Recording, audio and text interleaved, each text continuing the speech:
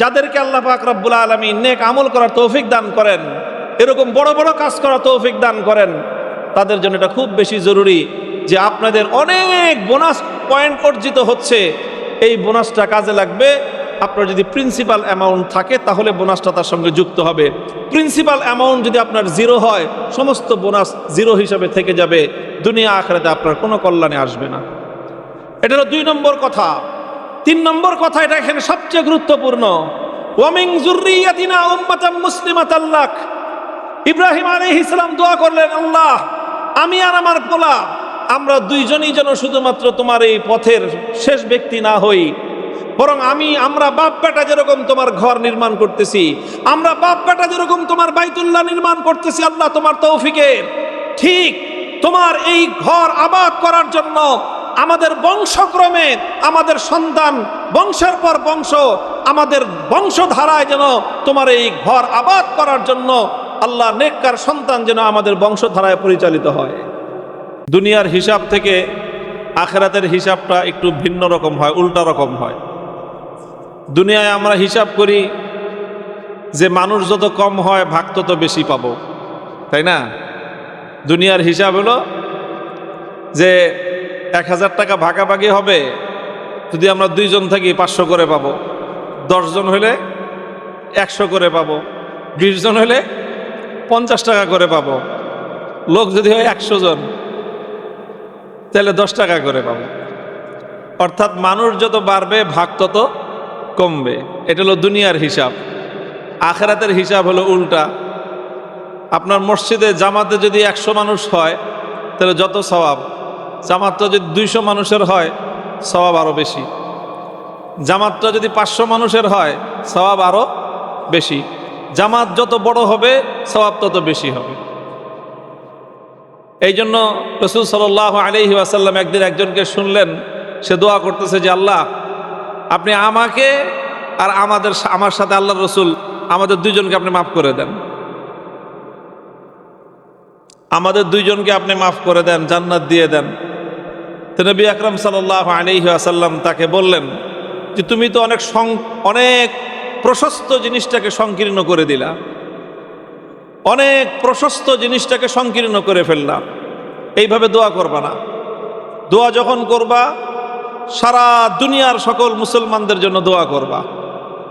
তুমি যদি সারা দুনিয়ার মুসলমানদের জন্য দোয়া করো আর তোমার দোয়ায় যদি আল্লাহ পাক মাগফিরাত দান করেন, রহমত দান করেন, তাহলে এতে তোমার ভাগে কম পড়বে না, বরং আল্লাহর নিয়ম অনুযায়ী তুমি তোমার দোয়ার মধ্যে যত বেশি মানুষকে শামিল করতে পারবা তুমি তত বড় ভাগ পাইবা। হিসাব হলো এইটা, দুনিয়া এবং আখিরাতের উল্টা হিসাব। তো এই জন্য আমাদের ভাই চিন্তা করছেন যে মাদ্রাসার ভিত্তিপ্রস্তর স্থাপন হবে, অনেক বড় একটা কাজের সূচনা হবে। তো এই কাজের সওয়াব তো ওনারা পাবেন, এই যে কয়েকজন উদ্যোগ নিছেন। তো ওনারা অল্প মানুষ মিলে যদি করেন তো সওয়াব অল্প হবে, আর অনেক মানুষকে যদি এটার সাথে শরীক করেন, মানুষ যত বেশি সওয়াব তত বেশি, সবার ভাগও তত বড় করে হবে।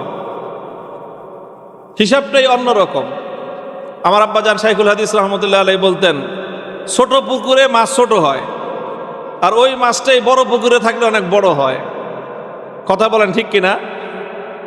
মাছ পুকুর যত বড়, মাছ দৌড়ায় তত বেশি, মাছ বড় হয় তত বেশি। এই জন্য যে কোনো নেক কাজের মধ্যে যত বেশি মানুষকে আপনি শামিল করতে পারবেন তত বেশি সওয়াব হবে ইনশাআল্লাহ। তো এই জন্য আজকের এই আয়োজনে আমি শুকরিয়া আদায় করতেছি মোহতারাম মাওলানা হাসান জামিল সাহেব দামাত বারাকাতুহুমুল আলিয়ার, যে তিনি আমাদেরকে এটার সাথে শরীক করেছেন। আল্লাহর উত্তম বিনিময় ওনাকে দান করেন। বৃষ্টি ভেজা এই দিন, আবার কোন সময় ঝপঝপ বৃষ্টি শুরু হয়ে যায়, এই জন্য কথা লম্বা বলা যাবে না। অল্প কয়েকটা কথা আমি আপনাদের সম্মুখে আরজ করব। আমি কোরআনে কারীমের সূরাতুল বাকারা থেকে 3টি আয়াত তেলাওয়াত করেছি। ঠিক আজকের এই প্রসঙ্গের সাথে মিলে যায় এরকম একটা বিষয় হঠাৎ আমার মনে পড়ল। আস্তে আস্তে তো এই আয়াতগুলি তেলাওয়াত করলাম আপনাদের সামনে। এটা এমন একটা ভিত্তিপ্রস্তর স্থাপনের সময়ে নাজিলকৃত আয়াত। ঠিক আজকে যেরকম আল্লাহর জন্য আল্লাহর কোরআনের শিক্ষার জন্য একটা ঘরের ভিত্তিপ্রস্তর দেওয়া হচ্ছে, স্থাপন করা হচ্ছে, ঠিক এরকম একটা বা এর চেয়েও আরো অনেক মহৎ, আরো অনেক বড় একটা বরকতময় কাজের এরকম একটা ঘর নির্মাণ করার ভিত্তিপ্রস্তর স্থাপন উপলক্ষে আল্লাহ পাক কোরআনের এই আয়াতগুলো নাজিল করেছেন। وَإِذْ يَرْفَعُ إِبْرَاهِيمُ الْقَوَاعِدَ مِنَ الْبَيْتِ وَإِسْمَاعِيلُ رَبَّنَا تَقَبَّلْ مِنَّا إِنَّكَ أَنْتَ السَّمِيعُ الْعَلِيمُ। লোকরে তো একটু নিয়ন্ত্রণ করা যায় না, মানে একটু তো বুঝতেছি। তো যাই হোক, তো আল্লাহ পাক রব্বুল আলামিন এই আয়াতটা নাজিল করেছেন কি উপলক্ষে? পৃথিবীতে সবচেয়ে মহৎ, সবচেয়ে বরকতময় যেই ঘর, সেই ঘরের যখন ভিত্তিপ্রস্তর স্থাপিত হচ্ছে, সেই ঘরটা যখন নির্মিত হচ্ছে, আল্লাহ পাক সেই সময়কার প্রেক্ষাপট বর্ণনা করতেছেন। বলতে পারেন এই পৃথিবীতে সবচেয়ে মূল্যবান, সবচেয়ে দামি, সবচেয়ে বরকতময় ঘর কোনটা? বাইতুল্লাহ, কাবা শরীফ। বাইতুল্লাহ শরীফের চেয়ে দামি কোনো ঘর আছে দুনিয়াতে? আছে? আরে দুনিয়াতে তো দূরের কথা, আখিরাতে জান্নাতের মধ্যে বাইতুল্লাহর চেয়ে দামি কোনো ঘর নাই। বাইতুল্লাহর চেয়ে দামি কোনো ঘর জান্নাতের মধ্যেও নাই। এই মূল্যবান, মহামূল্যবান, সবচেয়ে দামি, সবচেয়ে সম্মানিত পৃথিবীর, বরং আল্লাহর সৃষ্টি জগতের সবচেয়ে মর্যাদাবান স্থাপনা হলো বাইতুল্লাহ, কাবাতুল্লাহ। সেই কাবাতুল্লাহ যখন নির্মাণ হচ্ছে, নির্মাণ করতেছেন ইব্রাহিম আলাইহিস সালাতু ওয়াস সালাম, তিনি হলেন তার প্রধান নির্মাতা। আর হেল্পার কে? হেল্পার হলো তার সন্তান ইসমাইল আলাইহিস সালাম। এক নবী, প্রধান মিস্ত্রি, প্রধান নির্মাণকারী, আর তার সন্তান আল্লাহর আরেক জলিলুল কদর পয়গম্বর, তিনি হলেন তার সহকারী। দুইজনে মিলে আল্লাহর ঘর নির্মাণ শুরু করেছে। ঘর নির্মাণ হইতেছে, তো তখন ওনারা কি বলতেছেন? ওনাদের লক্ষ্যটা কি? ওনাদের উদ্দেশ্যটা কি? আমরা যারা মসজিদ নির্মাণ করি, আল্লাহ আমাদের যাদেরকে তৌফিক দান করেন, মাদ্রাসার ঘর বানাইতেছেন, বিল্ডিং বানাইতেছি আমরা, আল্লাহ যাদেরকে তৌফিক দান করেছেন, তৌফিক আরো বৃদ্ধি করে দেন। উদ্দেশ্যটা কি থাকবে? বক্তব্যটা কি থাকবে? মনের মধ্যে তাদের প্রেরণাটা কি থাকবে? সবগুলো কথা আল্লাহ পাক কোরআনে কারীমের এই আয়াতের মধ্যে আল্লাহ বলে দিয়েছেন। প্রথম কথাই আল্লাহ বলতেছেন ওনাদের পক্ষ থেকে, ইব্রাহিম এবং ইসমাইল আলাইহিস সালাম কি বলেছিলেন? রব্বানা তাকাব্বাল মিন্না ইন্নাকা আনতাস সামিউল আলিম। মালিক, ঘর বানাইতেছি তোমার বাইতুল্লাহ, ঘর বানাচ্ছি কাবা, অনেক বড় কাজ, অনেক মহৎ কাজ। এই সব মহৎ বড় সওয়াবের কাজ সবই কাজে লাগবে যদি তুমি কবুল করো।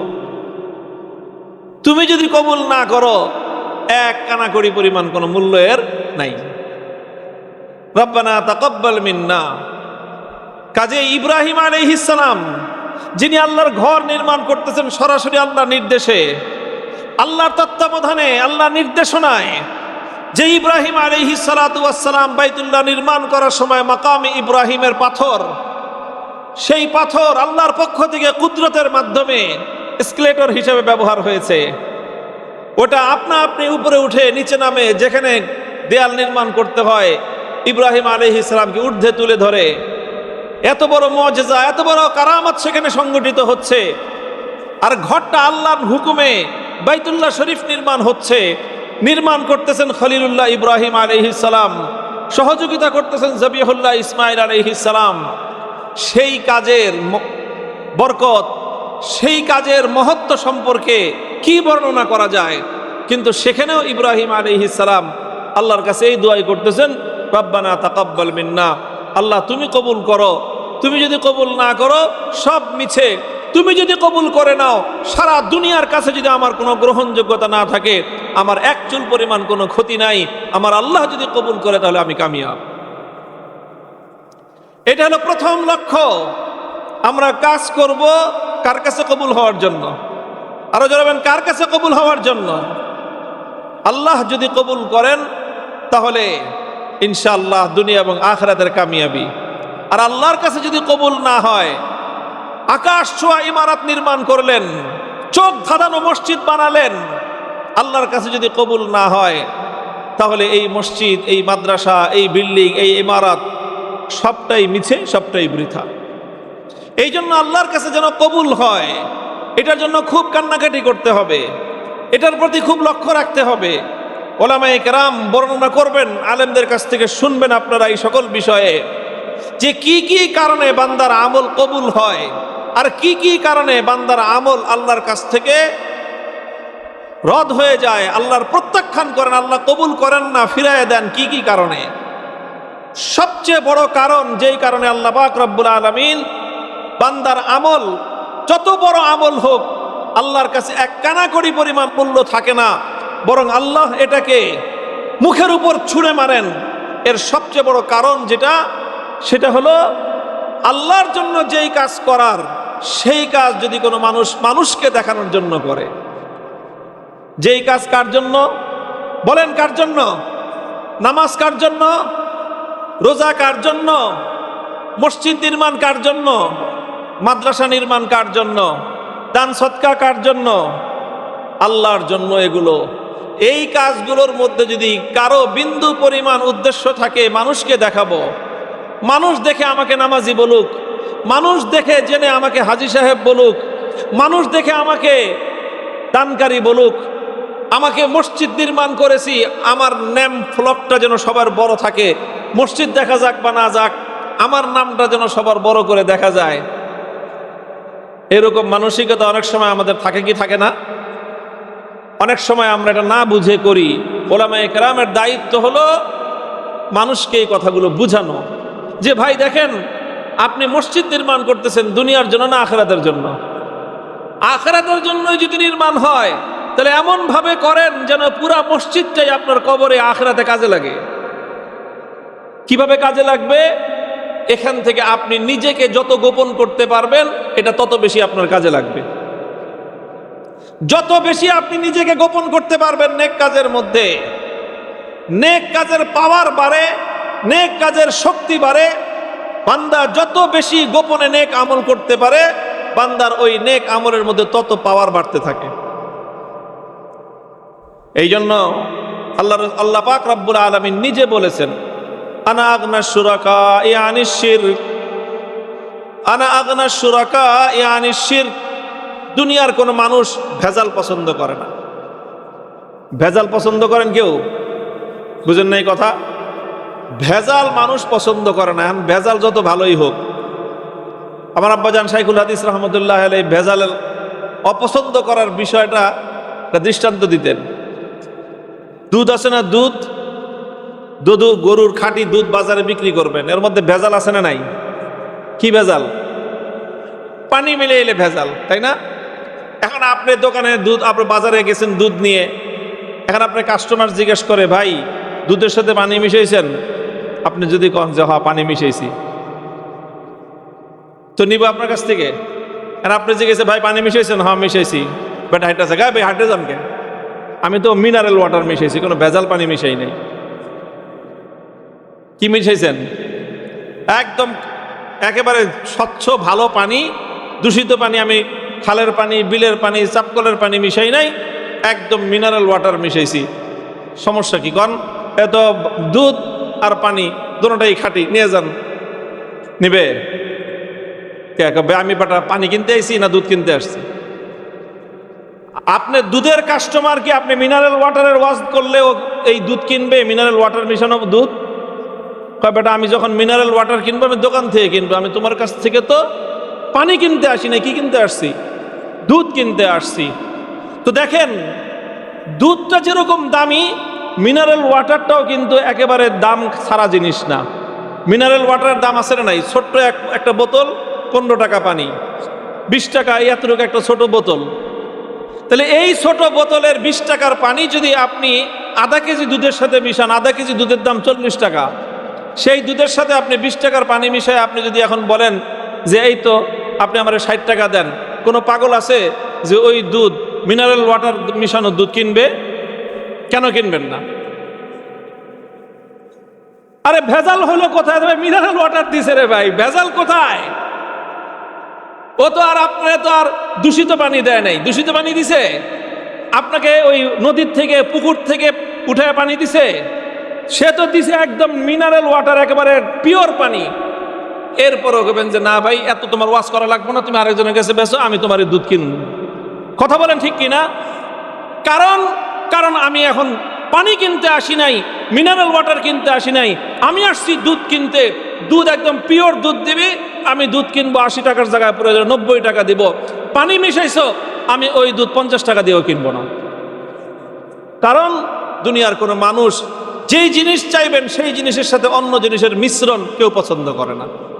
আল্লাহ বলেন দুনিয়ার কোনো মানুষ যেরকম অরিজিনাল জিনিসের সাথে ডুপ্লিকেট জিনিসের মিশ্রণ পছন্দ করে না, যেটাকে ভেজাল বলা হয়, অরিজিনাল জিনিসের সাথে ডুপ্লিকেটের মিশ্রণ যেরকম কেউ পছন্দ করে না, আল্লাহ বলেন এই কায়নাতের মধ্যে অরিজিনালের সাথে ডুপ্লিকেটের মিশ্রণ যারাও পছন্দ করে তার মধ্যে সর্বপ্রথম নাম হলো আল্লাহ। আল্লাহ সবচেয়ে বেশি অপছন্দ করেন, আল্লাহ এটাকে সবচেয়ে বেশি অপছন্দ করেন। নামাজ পড়বি তুই, তোর 100 রাকাত পড়ার দরকার নাই, 2 রাকাত পড়, কিন্তু পিওর নামাজ শুধু আমার জন্য পড়বি, শুধু আমার জন্য পড়বা। তুমি 2 রাকাত পড়ো, তোমার অত নামাজ পড়ার দরকার নাই। আর তুমি 100 রাকাত ঠুকাইতেছ, কিন্তু তুমি আল্লাহর জন্য না পড়তেছ যে দুনিয়ার মানুষ দেখুক যে শবে বরাতে নামাজ পড়তে পড়তে পড়তে পড়তে আমি মাথার মধ্যে কপালের মধ্যে দাগ ফেলায় ফেলাইছি। তুমি যখন মানুষকে দেখানোর জন্য নিয়ত করলা, তোমার এই 100 রাকাত নামাজের আল্লাহর কাছে 1 কানাকড়ি পরিমাণ মূল্যও নাই। তুমি লক্ষ কোটি টাকা দান করেছো, লক্ষ না 100 কোটি টাকা, 1000 কোটি টাকা তুমি দান করেছো, কিন্তু সেই দানের মধ্যে আল্লাহর সন্তুষ্টির উদ্দেশ্য নেই। তোমার উদ্দেশ্য হলো লোক দেখানো, মানুষের মধ্যে দানবীর হিসেবে পরিচিতি পাওয়া। এই যদি হয় তোমার উদ্দেশ্য, তাহলে তোমার ওই 100 কোটি 1000 কোটি টাকার আল্লাহ রাব্বুল আলামিনের কাছে 1 কানাকড়ি পরিমাণ কোনো মূল্য আল্লাহর কাছে নাই। এই জন্য হাদিসের মধ্যে আসছে সর্বপ্রথম যেই 3 ব্যক্তির মাধ্যমে আল্লাহ পাক জাহান্নামকে উদ্বোধন করবেন, তার মধ্যে এক হলো ওই ব্যক্তি দুনিয়াতে যে মানুষের মধ্যে যুগের দানবীর হিসেবে পরিচিত ছিল, তার নামই ছিল দানবীর, দানবীর অমুক, দানবীর অমুক, দানবীর অমুক। মানুষের মধ্যে তার বিশাল সুখ্যাতি। আল্লাহ পাক রব্বুল আলামিন ওরে ডাইকা বলবেন, কিরে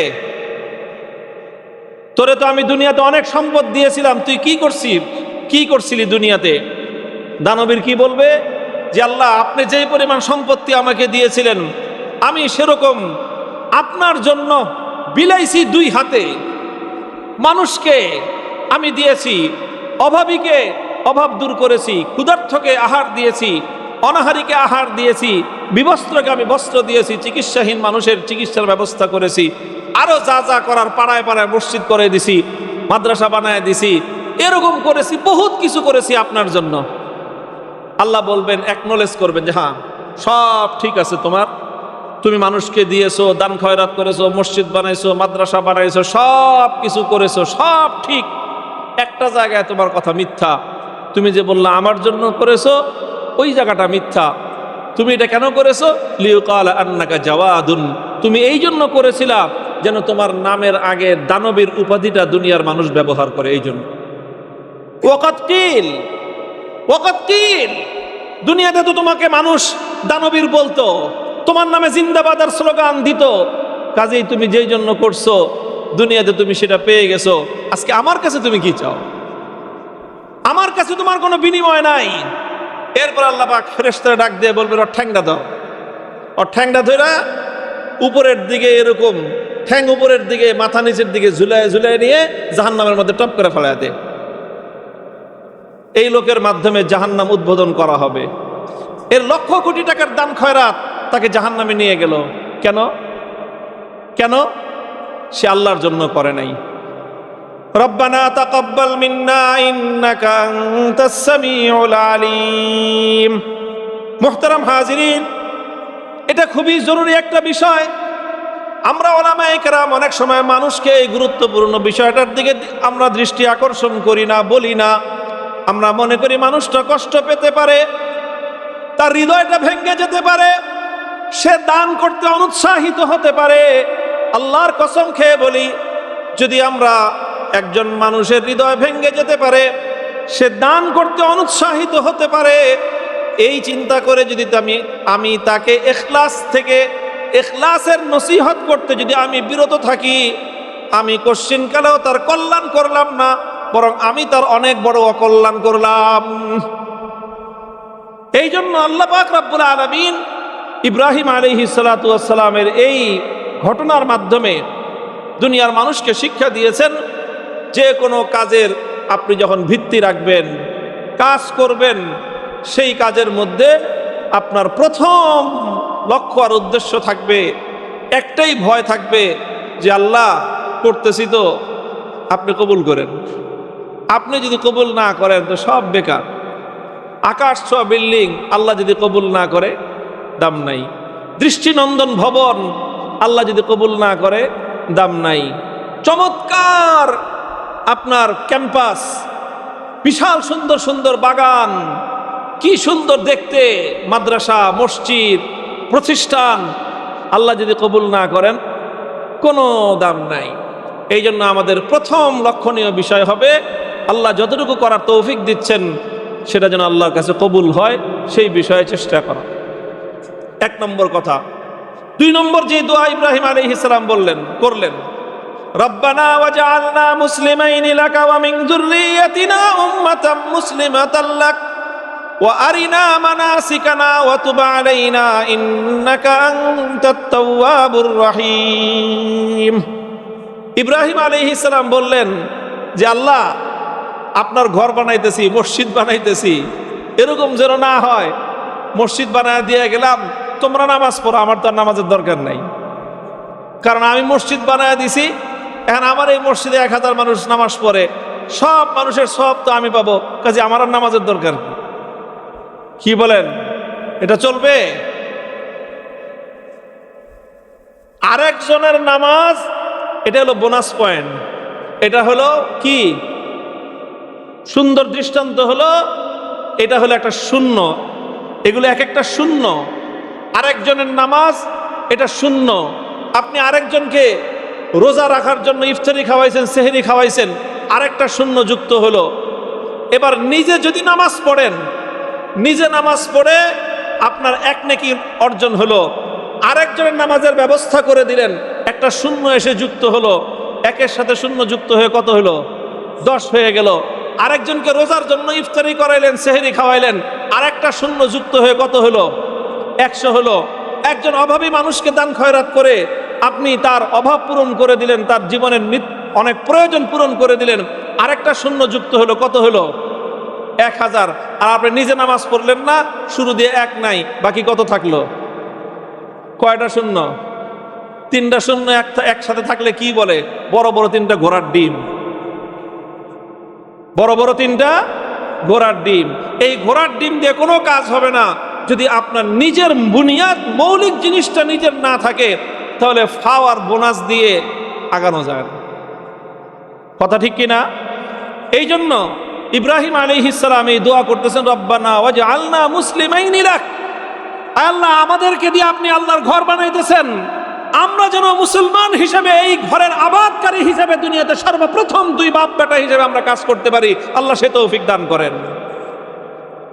যারা মাদ্রাসার নির্মাণ কাজে অংশগ্রহণ করতেছেন, আপনাদের প্রথম শপথ হতে হবে, আমি মাদ্রাসা নির্মাণ করতেছি, আমরা মাদ্রাসার বুনিয়াদ স্থাপন করতে আমরা অংশগ্রহণ করতেছি। আমরা যেরকম আল্লাহর দ্বীনের কাজের জন্য আমরা ভিত্তিপ্রস্তর স্থাপন করতেছি, এই দ্বীনের কাজের জন্য দ্বীনের সৈনিক হিসেবে সর্বপ্রথম আমি আমার বাপ বেটা সহ আমরা বুক টান করে দাঁড়ায় গেলাম। আল্লাহ কবুল করেন। নিজে অংশগ্রহণ করতে হবে, শুধুমাত্র দান খয়রাত দিয়ে নয়, নেক আমলের মধ্যে। মসজিদ বানায়া দিয়ে দায়িত্ব শেষ নয়। আপনার নির্মিত মসজিদের মধ্যে 1000 লক্ষ কোটি মানুষ নামাজ পড়বে, সবার নামাজের সওয়াব আপনি পাবেন, কিন্তু তার আগে আপনাকে নিজে নামাজি হইতে হবে। নিজে নামাজি হয়ে ওই 1 লাগান, এরপরে লক্ষ কোটি মানুষের নামাজের প্রত্যেকের একটা একটা করে শূন্য লেগে আপনার 1000 কোটিতে পরিণত হবে। নিজে নামাজ পড়বেন না, খালি মনে করবেন যে মসজিদ বানায় দিছি, বাস এটা দিয়েই আমি এই ধাক্কায় জান্নাত পার হয়ে চলে যাব।